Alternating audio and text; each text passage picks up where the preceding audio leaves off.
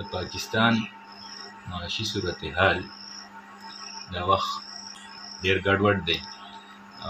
ټول ولس ته پته ده چې د پاکستان اکانومي د روزانه په بنیاد مخ په کته راغورځېږي. اوس پرون بله ورځ چې حکومت د تیلو په قیمتونو کې یکدم 15-20 روپۍ سیواوالی راوستی، د هغې سره به د پاکستان معاشي سیستم نور هم کینی. نو یو خو دا ده چې په عالمي مارکیټ کې به تیل ګران شوي وي، او خو اوس هم پاکستان ته 1 لیټر تیل چې کوم دی په خام شکل کې تقریبا 170 روپۍ پرېوځي، او بیا په هغې باندې ټکسز او وغیره د بینک شرعي سود او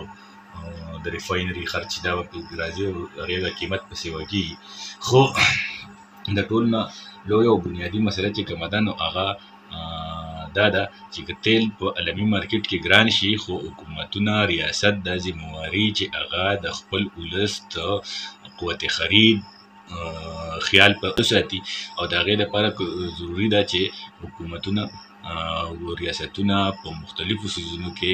خپل ولس له سبسډیز ورکړي. خو پاکستان چې د کوم معاشي صورتحال نه تېرېږي، نو په هغه معاشي صورتحال کې د IMF سره چې کومه معاهدې دي، نو په هغه معاهدو کې دا شامله ده چې ته به سبسډیز نه ورکوې. نو ولس له دا پکار دی چې هغه په دې باندې راووځي، او دا کوم د هړتالونو پایجام هړتالونو احتجاجونو کارونه چې شوي دي چې دا ټول ولس دغه کامیاب کړي، او د دا مطالبه وکړي چې موږ د IMF د پروګرام نه ووځو او په خپلو بنیادونو مخ په وړاندې لاړ شو چې موږ د دې وطن